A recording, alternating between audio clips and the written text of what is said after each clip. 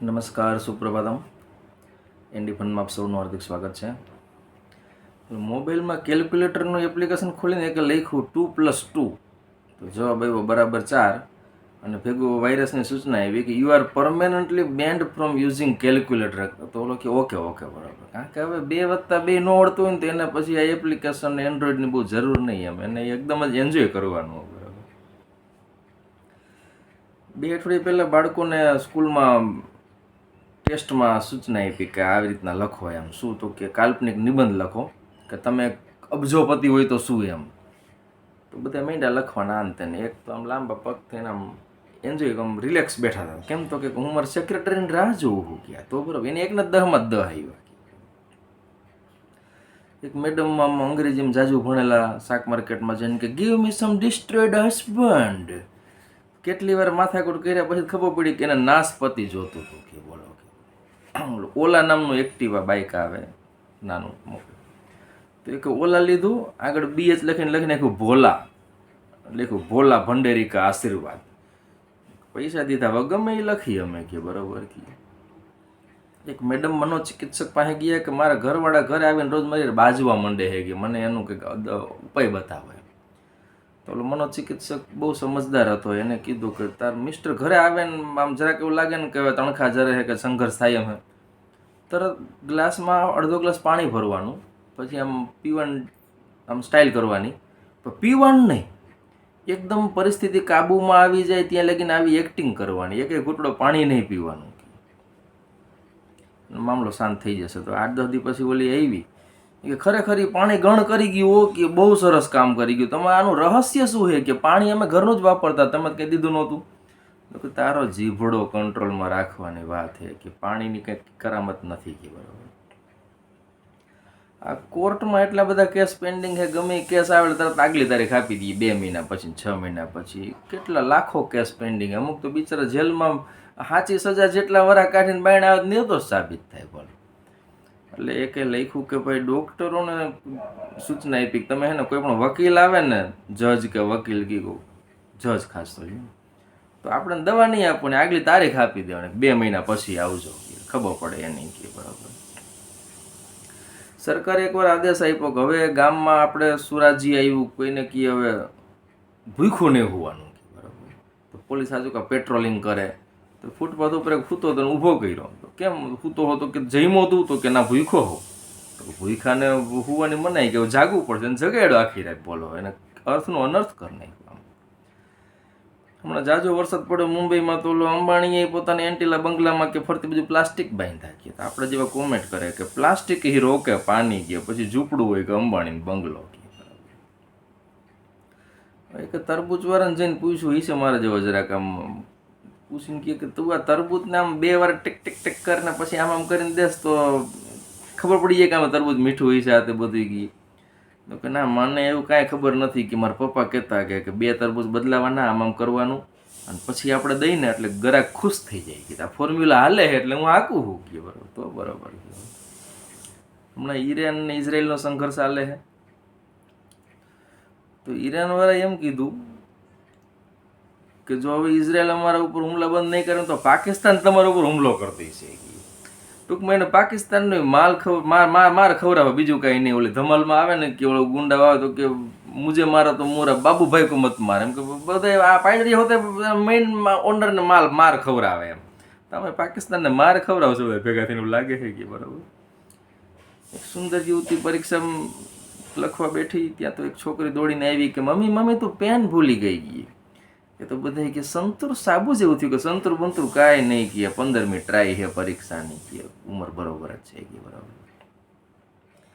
આ ન્યૂઝ ચેનલના રાફડા ફાટ્યા. ભારત એક જ દુનિયામાં એવો દેશ છે કે જેમાં 15 ન્યૂઝ ચેનલ તેવી કે જે નંબર 1 છે બરાબર. એ 15 આપીને એકવાર નક્કી કરી નાખો કે તમે 15 નંબર 1ના વારા કાઢો કે મૂર્ખ બનાવવાનું બંધ કરો કે બરાબર.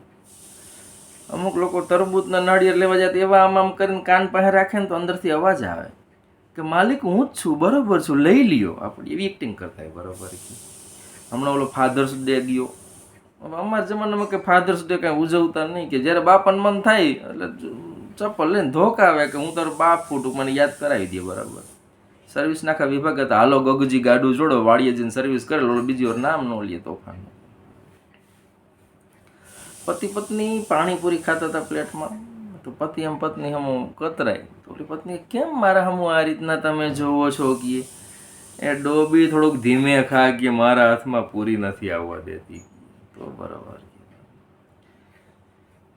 બાપ દીકરી ગયા ફોર્મ ભરવા સ્કૂલનું છે કોમ્પિટિશનનું છે હતું, તો કે આમાં મધર ટંગ લખવાનું શું લખવું કે તો કે લખ એકદમ વેરી લોંગ એન્ડ અનકન્ટ્રોલેબલ, કે મમ્મીને જીભડો કેવો તો કે લાંબો ને કંટ્રોલમાં થાય. ચાલુ વરસાદ, ભયંકર પવન, વાવાઝોડું, અને એમાં એક જાન જાતી હતી. વરરાજાને તાલપત્રીથી આમ ઢાંક્યો હતો, જાન નહીં આવે, બધા પોચકું ઢાંકીને જતા હતા. તો કે આવા ભયંકર વાવાઝોડામાં આવડો હજી બીજું વાવાઝોડું લેવા જાય છે કે બરાબર શું આને કેવું હોય. બાંસવાડામાં એક ભાઈ બસમાંથી બાયણે લાંબા થઈને માવાને પિચકારો મારતા હતા, ત્યારે થાંભલો આવ્યો ને ભટકાઈને મરી ગયા. ઇન્સ્ટન્ટ ન્યાય ટૂંકમાં. પાનના પિચકારા વાળા તો ભરી મૂક્યું બધું, જાહેર જગ્યા, સરકારી જગ્યા, ટ્રેન, રેલવે, અરે એરપોર્ટમાં ખૂણે ક્યાંક મારી દઈએ પિચકારી. એક આમ સોશિયલ મીડિયાની સૂચનાને એટલું આમ સિરિયસલી લઈ લઈએ ને કે એમાં બહારથી કોઈ વસ્તુ લઈ આવો રોગચાળામાં હોય, કોરોના જેવો, તો બધી વસ્તુ ધોઈ નાખવાની. એમ કે હું બહારથી હમણાં 2 કિલો ખાંડ લઈને આવ્યો, તરત મેં ધોઈ નાખી, તો મમ્મીએ ખબર નહીં મને કેમ ઘરની બાણે કાઢી મૂક્યો છે કે નક્કી નથી થતું. મિત્રો મને ગાઈડ કરો. ભારતમાં અકસ્માત તો રોજ થાય, પણ અકસ્માતના ભાવતાલ હોય છે. તમે બસમાં મરો તો 2-4 લાખ રૂપિયા આવે, ટ્રેનમાં મરો તો 5-10 લાખ રૂપિયા આવે, અને પ્લેન ક્રેશ થઈને મરો તો 1 કરોડ રૂપિયા આવે. એક્સિડન્ટ તો એ રીતના જ હોય, માણસ એક ફેમિલીનો મેમ્બર જ જાય, બીજું કાંઈ નવીન નથી એમાં. બરાબર. પેટ્રોલના ભાવ વધી ગયા તો એમાં આપદા કો અવસર મેં બદલે. તો એક જયપુરમાં પેટ્રોલ પંપની બાજુમાં એક મકાન હતું ને એમાં હોંહરું ભોયરું કર્યું, અને એમાં ઓલું પંપની પ્રાઇવેટ પંપ હતો, એની ટાંકીમાં પાઇપ મૂકી દીધો જીનકો. થોડું થોડું પેટ્રોલ કાઢતા વધારતા ગયા રીતના 15 વાર લગી નાખી કરું, કરોડોનું ડીઝલ ચોર્યું આવી રીતના, બજારમાં નીચે ભાવ વેચ્યું. હવે પકડાઈ ગયા. બરાબર. ટૂંકમાં પડ્યા છે કારીગરો આપણા અહીંયા. લગ્નમાં જમણવારમાં એક જુવાનીઓ 7-8 ગુલાબ જાંબુ લીધા, પછી બધામાં થોડું થોડું ખાઈ ગયો ને પછી મૂક્યા. મેં કીધું આમ કેમ કર્યું? તો કે હવે આ બધા તોફાન નહીં કરે, કે જો ઉલરીને શાકમાં ભજીયામાં બધું ઉલરતા હોય ને હવે ડકશે નહીં. કે ટૂંકમાં એન્જિનિયર હશે, ટૂંકમાં એને સ્થાન ભ્રષ્ટ કરી નાખે, નીચે ખોતરી નાખે. પોલીસવાળાએ બોર્ડ માર્યું કે નો પાર્કિંગ, પાર્કિંગ પેનલ્ટી 250 રૂપિયા. તો લોકો સૂચનાનું પાલન નથી કરતા. શિક્ષક આવ્યા, એને નો પાર્કિંગમાં નો છેકી નાખ્યું, પેનલ્ટી છેકી નાખી. ટૂંકમાં પાર્કિંગ ઝોન 250, ટૂંકમાં ગાડી મૂકવાનો 250 ચાર્જ. તો બધા મૂકતા બંધ થઈ ગયા, કારણ કે 250 રૂપિયા ચૂકવવા નથી, બાકી પેનલ્ટી એક બંધ 3 પોલીસવાળાને ઓળખાણ કાઢી દઈએ. ક્રિસ હેડગેજ કહે છે કે we live in a nation where doctors destroy health, lawyers destroy justice, universities destroy knowledge, government destroy freedom, and press destroys information, religion destroys morals, and banks destroy economy. Bank વાળા જાણે જેને મોટી loan દીધી ને બૂચ મારી દી ઓલો bank મેનેજરનો ભાગ હોય ને અહીંયા બધું આટો ફરીને આવે દેશ ઉપર. બરાબર. અંગ્રેજીના ક્લાસમાં એક ટીનીઓ હશે અમારે મંત્ર જેવો જીનકો કે આમ ક્લાસમાં એકદમ આમ વિચારવંત અવસ્થામાં ખોવાઈ ગયો. તો શિક્ષકે પૂછ્યું શું તને ભાઈ આટલો બધો ખોવાઈ ગયો વિચારમાં? તો કે મારો પ્રશ્ન એ છે કે આ પેલી ABCD નાની મોટી, પેલી ABCD બીજી નાની ABCD, તો એ નાની ABCD મોટી ABCD કરતાં કેટલા વર્ષ નાની છે ટૂંકમાં ઉંમરમાં? એ પ્રશ્ન છે. બોલો, આને હવે ઉંમર જાણવી છે. જર્મનીના એક પ્રસિદ્ધ કવિને જેલમાં પૂરી દીધા, એને કંઈક નેતા વિરુદ્ધમાં કાવ્ય લખ્યું હતું આ બાબતે. એકદમ નાનું બાળક એની દીકરી એને પૂછે ને મમ્મીને, મમ્મી પપ્પાને કેમ આ જેલમાં પૂરી જાય? તો કે હિટલર વિરુદ્ધ આ રીતના કાવ્ય લખ્યું હતું ને એટલે. તો કે એમાં શું મૂંઝાવાનું હોય કે હિટલરને કહો ને એ પપ્પા વિરુદ્ધ કાવ્ય લખી નાખે.